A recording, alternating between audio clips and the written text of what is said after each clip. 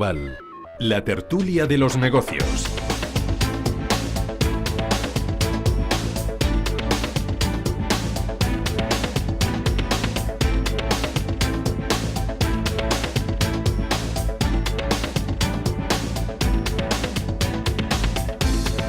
Bueno, después de la información, el análisis, llega la opinión y la reflexión a la tertulia de los negocios y la inversión. Esta noche con Íñigo Petit. Muy buenas noches. Muy buenas noches, y Manuel. Y con Guillermo Santos. Muy buenas noches. Hola, Manuel. Buenas Íñigo noches. es asesor financiero y CEO de Iden Global, y Guillermo, socio de I Capital, que hoy en su última entrada en el blog de Expansión habla ¿qué hacer ante la resistencia a caer de la bolsa? Claro.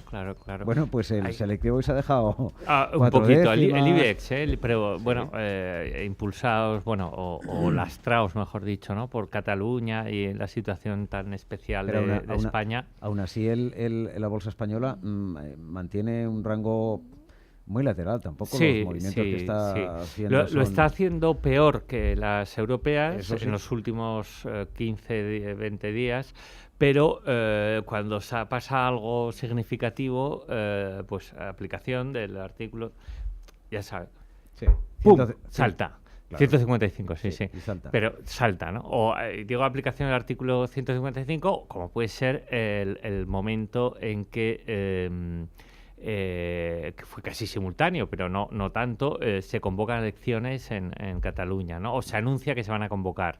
En esos momentos, comentábamos el otro día, ¿no? Los datos de certidumbre ayudan a que, sobre todo los no residentes, digan, bueno, hay un dato de certidumbre, el mercado se puede normalizar y vuelvo a entrar, ¿no? O parte de lo que reduje lo vuelvo a comprar, ¿no? Y eso es simplemente lo que sucede. Entonces, ese día Europa hace lo que sea, sube, baja un poquito, plana, pero España repunta para arriba, ¿no?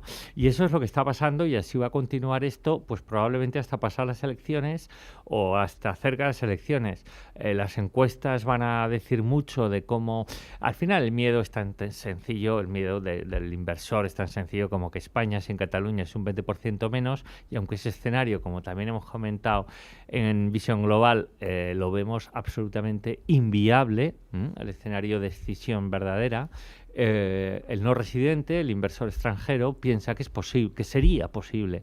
Entonces dice, pues España sin Cataluña tendría una capacidad de repago de su deuda mucho más baja y su PIB sería bastante más reducido, pues un 20 y pico por ciento, crearía desconfianza y eso perjudicaría al sector inmobiliario, a su vez la banca, volveríamos quizás a las andadas, la prima de riesgo por supuesto subiría, el coste de financiación de España, pues por ende, en consecuencia, al final, que lo que estamos viviendo estos últimos trimestres de fuerte confianza, bajo coste de nuestra deuda y mercado alcista más que el europeo, ahora ya no tanto, o ya no, pues se perdería todo y ya veríamos hasta qué punto. Con lo que con Cataluña nos estamos jugando bastante.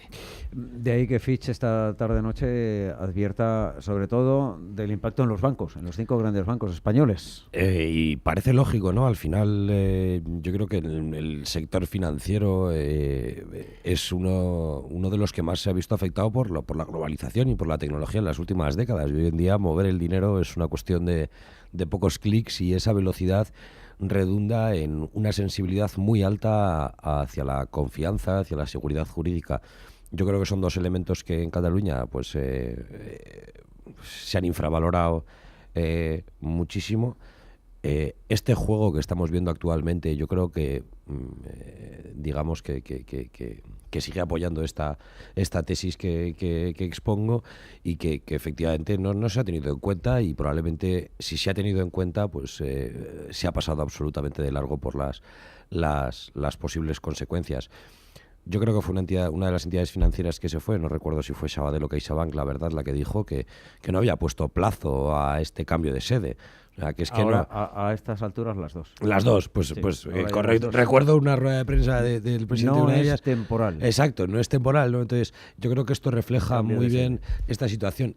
Ojo, están sufriendo ese deterioro en bolsa, incluso tras su cambio de sede, pero porque no es esa la cuestión que yo creo que preocupa muchas veces a los inversores, sino un riesgo a pues una potencial pérdida de actividad, una cierta, digamos, pausa en la toma de decisiones de muchos consumidores o inversores, sobre todo en Cataluña, que es innegable, es muy importante para la economía española.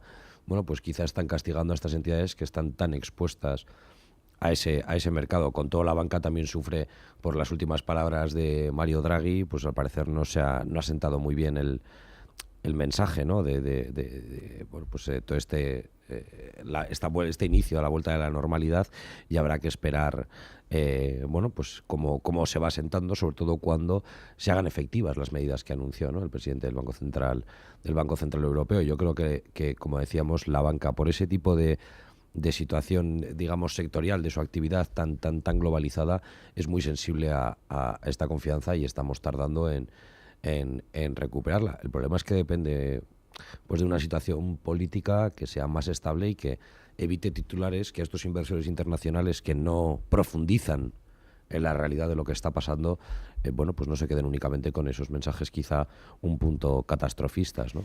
Bueno, recordar a los oyentes que también en las caídas se puede sacar rentabilidad a la bolsa, claro que a sí, los mercados financieros. Absolutamente. ¿Quién se le debe decir a Trump, no? Acumula en su primer aniversario una de las mayores subidas en el S&P 500 desde la Segunda Guerra Mundial. De parte no tiene... Un no 21%. Tiene, en buena medida él no es el responsable, ¿no? Él es un indirecto testigo. Ya, pero si fuera al revés, estarían los medios ahí bombardeando. Trump ha tumbado la bolsa un 21% de llegada en tan solo un año. Por supuesto, no sabes, en Estados Unidos... Lo negativo vende mucho. Hombre, en Estados Unidos se popularizó, no sé, el Wall Street Journal, que decía la broma de que el Papa Francisco iba a ver a Donald Trump, y se leía la pequeña boina, que no recuerdo el nombre técnico que llevan los papas, no es birrete, es otro nombre, pues se le volaba y se iba al agua, ¿no? Entonces Trump caminaba por encima de las aguas, como Jesucristo, recogía la pequeña boina y se la devolvía al Papa Francisco, que estaba agradecido. Pues el titular del Wall Street Journal al día siguiente fue: Trump no sabe nadar, ¿no? Entonces, esto no camina sobre las aguas, ¿no? No sabe nadar. Efectivamente, esto demuestra que, bueno, pues cada uno ve su historia. Como para fiarte de los titulares que hace de Cataluña y de España. Efectivamente, claro, pues en todos los sitios está el tema. Todos los sitios coleccionados. Pero el tema de Trump ahora, para mí, y me lo leí y era un poco pesado de leer, pero bueno, el mensaje, bueno, era un folio y medio, que la administración americana, la administración de Donald Trump, preparó con las distintas medidas de la reforma fiscal. Entonces, esa reforma fiscal, Trump ha podido tener relativamente poco que ver en la subida de bolsa, pero sí que puede tener mucho que ver si esa reforma fiscal se aprueba en el mantenimiento de los niveles logrados en el Standard & Poor's y los otros índices americanos, y quizá en la continuidad del ciclo económico que lleva ya 8 años, va para 9, expansivo económico en Estados Unidos.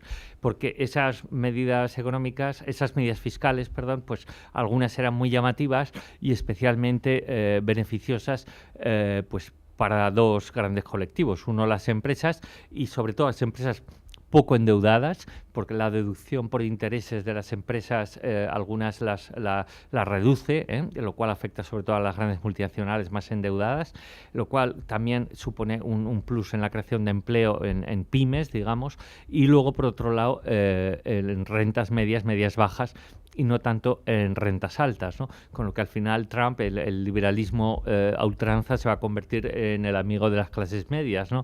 Esto es pues las paradojas de las cosas en la economía, que al final Estados Unidos quiere seguir creciendo, aunque lleve ya 8 o 9 años, y ya digo, con esto al menos hay visos de que pueda continuar. Hombre, yo creo que Estados Unidos tiene, al margen de lo que pudo suponer Donald Trump, ¿no? recordar, yo creo que con cariño, aquellas discusiones que teníamos en aquel momento sobre el color de los cisnes, ¿no? Sí. Bueno, pues al margen Bueno, en nada, estamos casi llegando a diciembre, vamos a tener los nuevos cisnes negros bueno, de hecho, del yo creo 18. hemos ya pasado unos pocos ya, porque yo creo que hay algunos que nadie esperaba que sucedieran, Pero como está la votación en Cataluña, está etcétera. elaborándolo ahí Exacto, los pero técnicos. ahí tendremos que hacer una buena lista de cara a Navidades para ¿Entrará ver. Cataluña? Como Curioso. cisne negro en Curioso. el 18. Ahí hay debate. Ahí hay debate. Y es gris, ya es gris. Yo creo que al margen de la llegada de Donald Trump y lo que eso pudo suponer un poco en cuanto a las expectativas de los inversores, que yo creo que se vieron un poco con el pie cambiado y que hubo muchos, yo creo, inversores americanos que lo vieron exactamente al revés que el resto de inversores internacionales, y yo creo que ellos fueron los primeros en tomar esas posiciones. Yo creo que también de fondo hay una cuestión macroeconómica, yo creo que viene de lejos, que sin duda alguna apoya todo este comportamiento de la bolsa, ¿no? Tenemos una economía que está prácticamente en pleno empleo. Se desconoce el motivo. Yo creo que aquí llega el único punto negro, ¿no? Decía, una economía con pleno empleo, con muy buenos datos de actividad en general, recuperando niveles precrisis, los índices bursátiles están ya bastante por encima, el Nasdaq llevaba ya mucho tiempo por encima de los niveles previos a la crisis, es decir, que además hay empresas tecnológicas que están tirando muchísimo el carro, cosa que no hacían hace unos cuantos años. Es decir, que yo creo que hay muchos factores que explican ese comportamiento de la bolsa americana. Sin embargo, yo creo que tiene un desafío, y yo creo que los bancos centrales son los que más lo reflejan, ¿no? Que es la generación de inflación. Es difícil de entender cómo una economía con pleno empleo no empuja hacia arriba los salarios, ¿no? Y esto deriva en mayor inflación, en mayores datos de consumo. Parece ser que las políticas monetarias, pues por el momento, no están sirviendo para generarlo. Lo que no quiere decir que no vaya a servir en el futuro próximo, y ver cómo eso afecta a los resultados empresariales, la recuperación de los tipos de interés, en concreto pues al sector bancario, por ejemplo. Hay que ver cómo esta vuelta a la normalidad, que no podemos olvidar, acaba de empezar, se va asentando en los diferentes sectores, y en Estados Unidos en concreto, pues ver cómo afecta estos datos de actividad, y si efectivamente los salarios tienden a subir, se mantiene ese crecimiento económico, y por lo tanto los resultados empresariales pues siguen reforzando el comportamiento de la bolsa, que no nos podemos olvidar que es lo más importante. Es decir, si está en máximos es porque con toda probabilidad los beneficios empresariales lo están también, ¿no? O sea que yo creo que mientras que la macroeconomía apoye el buen comportamiento de las empresas, no hay por qué pensar en grandes correcciones, aunque siempre son sanas. Hablábamos de la incertidumbre en la bolsa española, donde no parece haberla. Guillermo, es en el resto de las referencias continentales. Sí, poco a poco, es verdad que con avances muy laterales, pero va consolidando, en fin, por ejemplo, el DAX, los 13.400 y pico puntos. Espectacular, fruto del incremento de confianza de la semana pasada, que se conoció, fruto de los datos de empleo, que son, pleno empleo, precedente, como en Estados Unidos, con sus posibles disquisiciones de cómo se ha logrado, pero pleno empleo, y fruto también de la fuerza exportadora.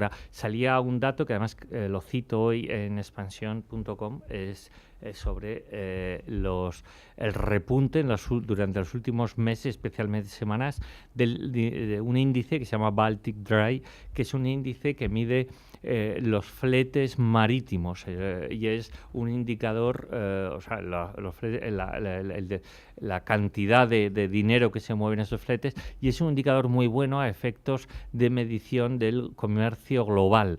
Al final, Alemania es un país netamente exportador. Su balanza de pagos, como sabemos, es muy, muy, muy positiva. De hecho, es el país que hace que la balanza de la Unión Europea sea positiva en total, ¿no? Y pues ese incremento del comercio, y además especialmente parece que con un elevado peso de los bienes de equipo. Los bienes de equipo son los bienes industriales, los bienes para las fábricas, pues la maquinaria, además, lo cual pues es una de las especialidades alemanas, es hacer máquinas, ¿no? la famosa máquina herramienta, ¿no? Pues eso es fundamental y eso lo está demostrando, fundamental me refiero para la economía alemana y lo está demostrando las cotizaciones de sus empresas. Pero también se ha producido una cosa muy llamativa que fue la subida de tipos la semana pasada del Banco exacto, el Banco de Inglaterra en el Reino Unido. Hay que seguirlo y hay que tal, la libra reacciona a la baja llamativamente y demás, pero realmente ¿por qué suben tipos? Pues los que conocen más la dinámica del Reino Unido es porque la economía, pese al Brexit, sigue yendo bien.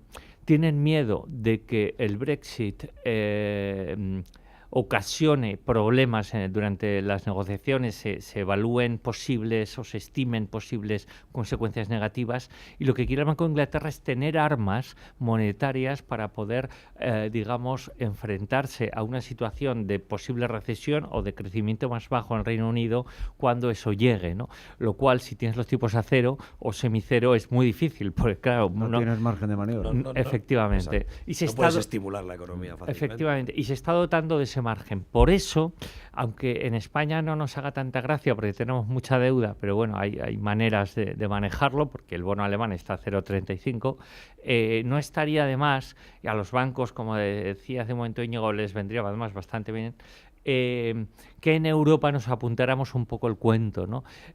Alemania es lo que está pidiendo, porque Alemania, su bolsa, su economía se está saliendo, entonces que pronto, antes al menos de lo previsto, los tipos de intervención en la zona euro empezasen ya a revisarse al alza, porque vendrán tiempos peores, no sé si muy malos, pero peores a los actuales, y la autoridad monetaria necesita espacio para maniobrar.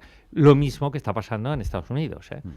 Pues hoy BBVA Research retrasa la primera subida de tipos de interés hasta mediados del 19. Sí, no es el único, ¿eh? Es bueno, curioso, ¿no? Quizá la actitud entre los diferentes bancos centrales, aunque yo creo que realmente la diferencia es una cuestión de tiempo. O sea, es decir, hay algunos que van un poco por delante. Me parece muy bien la estrategia. Estamos hablando de medio año, ¿eh? Sí, bueno, pero que al fin y al cabo yo creo que este tipo de retrasos, bueno, pues 6 meses, creo que encaja mucho con lo que hemos comentado en esta tertulia en repetidas ocasiones, de que los bancos centrales prefieren pasarse a quedarse cortos. Es decir, mejor me paso estimulando la economía un poquito, que luego ya tendré tiempo de recortar, ¿no? Y yo creo que este tipo de ampliaciones, de retrasos y demás van en ese sentido. Yo creo también a la espera de que se genere algo más de inflación, de que haya alguna expectativa un poco distinta, que es el parámetro que quizá no termina de remontar como a ellos les gustaría. Con todo, yo creo que hay una cosa que, respecto a lo que ha dicho Guillermo del Banco de Inglaterra, a mí me ha despertado una duda curiosa, que a lo mejor, Guillermo también nos puede decir. Yo me lo planteo, la dejo abierta, ¿no?, al debate, que es que si realmente nos estamos preparando para la próxima crisis, ¿no?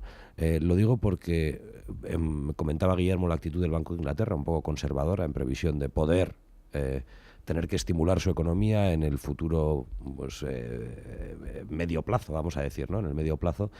Y es curioso porque hace una semana, o no recuerdo bien, 2 semanas, hablaba con un gestor que también me decía que se preparaba para la siguiente crisis y que, digámoslo así, no asumía a lo mejor muchas posiciones en rentabilidad, el primero porque le parecía que había algunas valoraciones un poco ajustadas y demás, sino porque él preveía que iba a haber una corrección importante en los próximos, vamos a decir, meses, años, pero que era difícil prever cuándo eso iba a suceder, y que por tanto estaba, bueno, gestionando su cartera de una forma conservadora, un poco esperando ese momento. Yo no sé si hay parámetros que, la verdad es que lo desconozco, ¿no? Si hay parámetros que nos puedan ayudar a anticipar si se aproxima un movimiento de este estilo.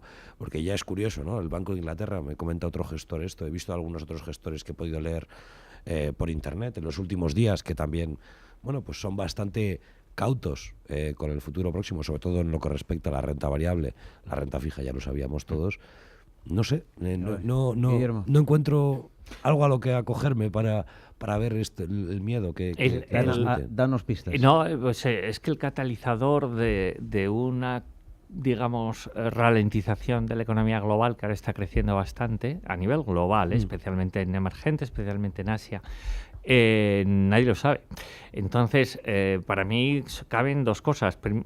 Una, que sería un dato económico, que sería que la inflación se disparara más de lo previsto, o se disparara o subiera de manera fuerte. Sí, que a lo mejor que repunte ahora lo que no ha repuntado en los últimos... O sea, que en un momento dado pueda pegar el estirón que no ha dado en los periodos anteriores. Y ello provocaría una subida de tipos excesivamente veloz y ello provocaría asimismo problemas con la deuda, la trampa famosa de la deuda y demás, ¿no? Pues eso sería un posible catalizador, que es muy difícil porque no se está viendo en Europa. Algo se está viendo en Reino Unido, que también por eso suben tipos, la inflación está claramente por encima del 2, y en Estados Unidos más bien no. Ya sabemos la disrupción tecnológica de la que gusta tanto hablar a tanta gente, pues que ha cambiado un poco todo eso, ¿no? Pero bueno, o un shock externo. Y yo soy más por el shock externo. Y el shock externo para mí puede llegar especialmente a la economía china. Porque la economía china, al final, si los chinos bajan de verdad, las materias primas sufren, por ende los emergentes, muchos de ellos, y a continuación indirectamente de todo el mundo, ¿no? En toda la economía global. Entonces, ¿de dónde puede venir ese shock de la economía china? Pues podría venir probablemente del mercado de divisas, del yuan, ¿no? El otro día comentábamos, y yo lo escribía en Expansión, que claro, si tú coges el yuan le aplicas la teoría de la pérdida del poder adquisitivo, el famoso índice Big Mac, de la revista The Economist, que si un Big Mac cuesta $5 en Estados Unidos, ¿cuánto debería valer en China o en cualquier sitio, en la India o en España, ¿no? Y en base a esa equivalencia fijas el cambio de las divisas, ¿no? ¿Cuál está depreciada, cuál está apreciada, ¿no? Pues en base a eso, que es una cosa simple, pero pura paridad del poder adquisitivo, con una hamburguesa que está en todo el mundo, pues ¿qué sucede? Que el PIB de China es el más grande del mundo, pero con diferencia, hoy en día, más grande que el americano y más grande que el de la Unión Europea. Entonces, ¿qué sucede? Que la sensibilidad de China al crecimiento global es muchísimo mayor a la que quizás podamos evaluar teniendo en cuenta el crecimiento puramente nominal que estamos recibiendo. De ahí que un problema en China para mí es el más probable, que no sabemos ni cuándo ni cómo exactamente, pero el más probable catalizador de la próxima ralentización de la economía global. Bueno, vamos a hacer una brevísima pausa. Saludamos a Izaskun de Durán y Durán Abogados. En el consultorio miraremos con perspectiva a las cláusulas suelo durante algunos minutos, en un momento en el que los juzgados están colapsados, e inmediatamente regresamos en la tertulia algunos minutos más con Guillermo Santos y con Íñigo Petit.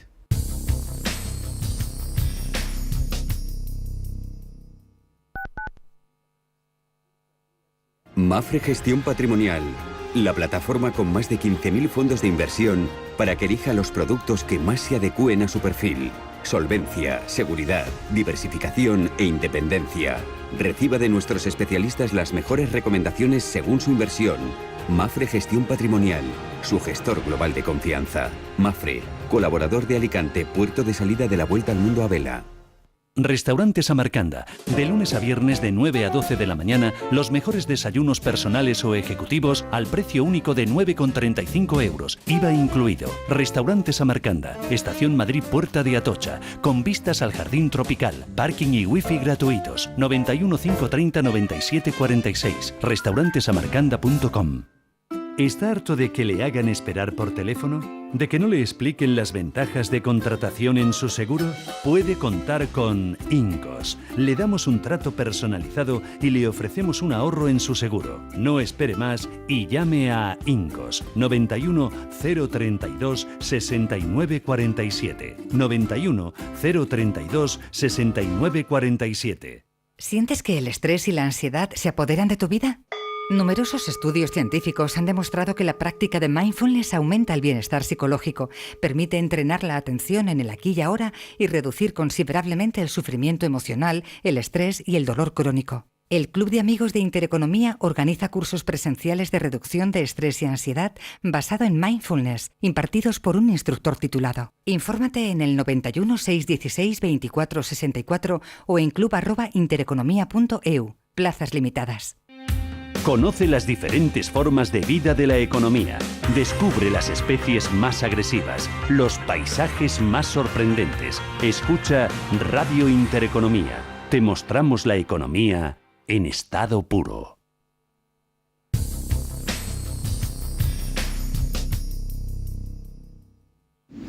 Suba y disfrute de la nueva clase Business de Air Europa. Sus asientos full flat totalmente abatibles, los menús creados por Martín Berasategui o el wifi a bordo convierten este vuelo en una experiencia única. Esperamos verle pronto, muy pronto. Air Europa. Cada detalle cuenta. Flechazo es cuando te encuentras con esa prenda que te encanta con un gran descuento. Este otoño, enamórate en los 8 días de oro del Corte Inglés. Hasta el 12 de noviembre tienes todos los indispensables de moda mujer, hombre, zapatería, accesorios y corsetería con hasta un 30% de descuento. Solo para ti. Era para mí. Visión Global con Manuel Tortajada.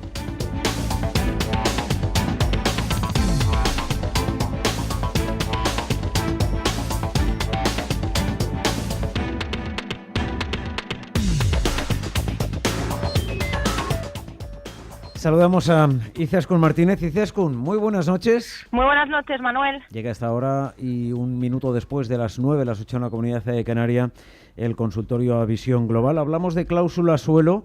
Correcto. El mismo día en el que el sindicato CESIF ha denunciado que, en fin, hay un atasco impresionante, no solo en Madrid, sino en el resto de España, pero aquí en Madrid como 13.000 denuncias atascadas.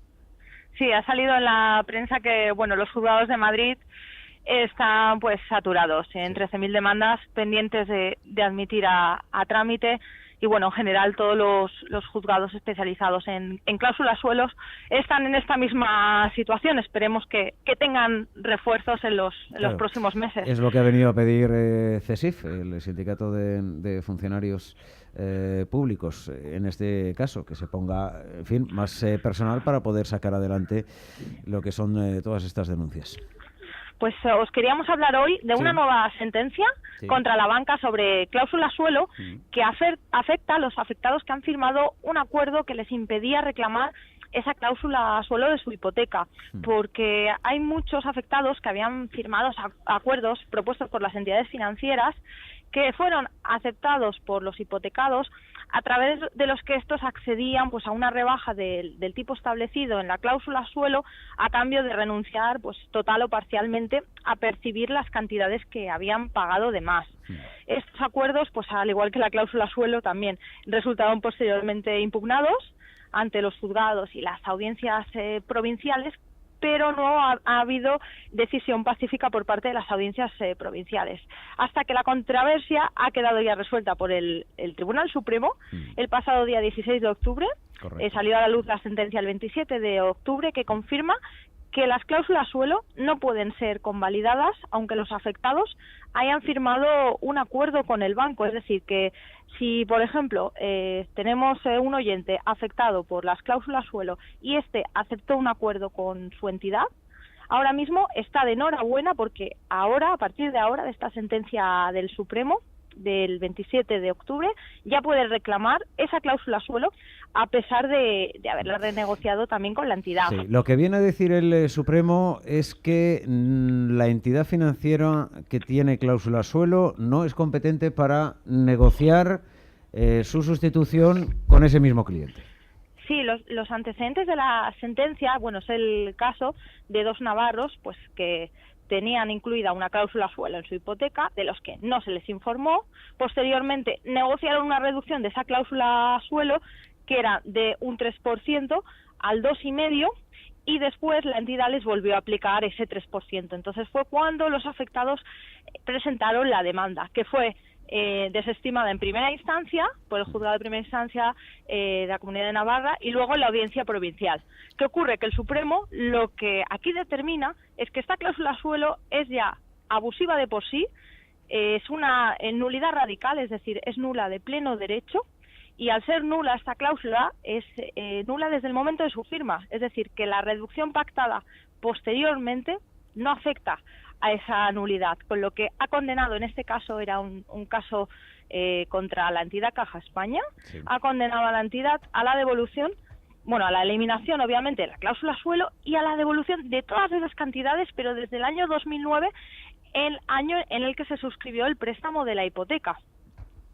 Con lo cual, nosotros lo que vamos a hacer es, además de analizar la hipoteca, de determinar si tiene cláusula suelo o alguna otra cláusula abusiva de las que hemos hablado en alguna ocasión, es decir, gastos de la hipoteca, intereses de demora. Lo que vamos a hacer es solicitar no solo de la hipoteca, sino si el afectado se ha subrogado en una hipoteca, que tenga claro que también puede reclamar esa cláusula suelo. O si, por ejemplo, nos está escuchando algún afectado que ya ha dejado de pagar la hipoteca, también puede reclamar su cláusula suelo. Entonces nosotros ya vemos que la tendencia de los tribunales está dando la razón cada vez más a los afectados, en este caso el Tribunal Supremo, el máximo órgano, ha dado la razón, ya no solo se ha declarado nula, sino que esos acuerdos, esas negociaciones de la entidad con el afectado también son nulos. Por tanto, nosotros les animamos a todos aquellos o que no sepan si tienen cláusula suelo o si tienen alguna otra cláusula abusiva, a que se pongan en contacto con nosotros, pues, para analizar el préstamo y para salir de dudas, efectivamente. Correcto. ¿Teléfono, abogada? Sí, nuestro teléfono es gratuito, es el 983 30 20. Tenemos la página web www.duranyduranabogados.com y el teléfono que nos pones a nuestra disposición, Manuel, mtortajada@intereconomia.com. Que no les ha quedado claro alguno de los extremos que les hemos explicado en este consultorio correspondiente a este lunes, pues a través del 983 30 20, 983 30 20, gratuitamente lo responde Izaskun Martínez o cualquiera de sus colegas del despacho Durán y Durán Abogados. Izaskun, gracias, muy buenas noches, hasta el jueves. Gracias a vosotros, gracias, hasta el jueves. Accede con ebroker.es a una amplia gama de futuros, opciones, CFDs, forex y sistemas automáticos de trading, con comisiones profesionales, plataformas sencillas y fáciles de usar y herramientas gráficas avanzadas totalmente gratuitas. Entra ya en ebroker.es y descubre lo que solo un broker español especialista en derivados puede ofrecerte. ebroker.es. Reinventando el trading. Los CFD son un producto difícil de entender. La CNMV considera que no es adecuado para inversores minoristas debido a su complejidad y riesgo. Si es profesional del sector del asesoramiento financiero, sepa que debe obtener la Certificación Internacional de Gestión de Patrimonio e Inversiones. Si no cuenta con esta formación, que será obligatoria para su empleabilidad en el mercado a partir de 2018, debe formarse.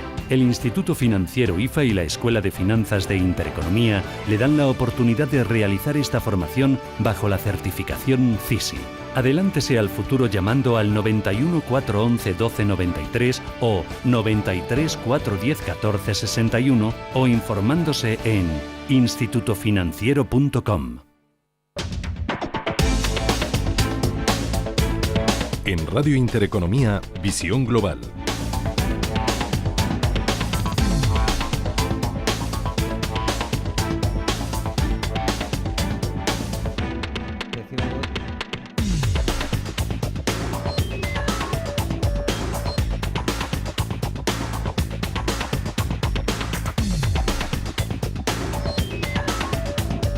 Estamos ya prácticamente cerrando la tertulia de los negocios y la inversión, a falta de que lleguen ya los compañeros del Carajal Político, Fluger y el becario.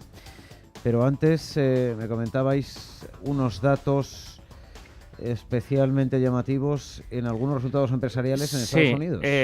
Globales, porque comentaba Íñigo hace un rato que al final son los que deberían soportar pues estas valoraciones elevadas de los mercados de renta variable en Estados Unidos y con datos al cierre del viernes, cerca del 80% de las empresas que forman el Standard & Poor's 500, la inmensa mayoría, el crecimiento, quitando los seguros por el tema de los huracanes, que ha sido lógicamente un lastre para muchas compañías del sector, el crecimiento ascendió a un 8,5%, lo cual no está nada mal teniendo en cuenta la línea de crecimiento mantenida que se produce en las cuentas de resultados de las compañías estadounidenses y que permite pues aventurar que pues lo que comentábamos, ¿no? La fuerza o el input favorable de la reforma fiscal podría darnos como resultado un mantenimiento de este tipo de entorno favorable para las empresas durante un tiempo más. Y lo que además es muy importante, yo creo, encaja con la salida de las políticas monetarias expansivas, ¿no? Es decir, qué mejor le puede venir a la Fed que cuando empieza a retirar todos sus estímulos del mercado.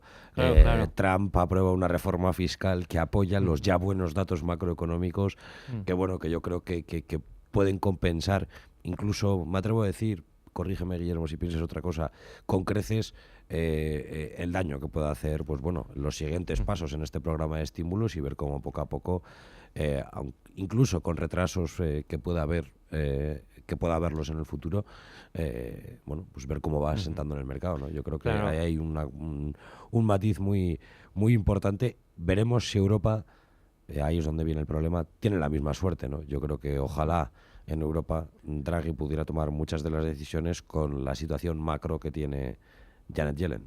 Bueno, Janet, así. La Fed, vamos a decir que Janet Yellen ya está un poco de salida, ¿no? Así es. Y vamos a ver, pues ya sabemos que si Estados Unidos realmente su economía se ralentiza, en Europa, aunque estemos en una fase del ciclo un poquito todavía anterior y con sobre el papel más capacidad de mantenernos con datos positivos durante más tiempo, es altamente improbable que eso no afecte como mínimo a las bolsas en Europa, en toda Europa occidental especialmente, y sobre todo en lo que es a la eurozona, que la correlación con las bolsas americanas es elevadísima.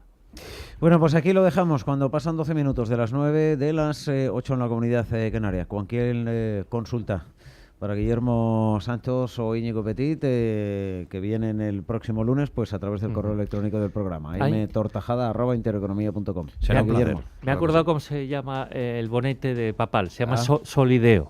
Vale, que es lo que recogió Donald Trump. Sí, correctísimo. Aquello que fue a recoger caminando sobre las aguas, correctamente, porque no sabía nadar, según el Wall Street Journal, ¿no? Efectivamente.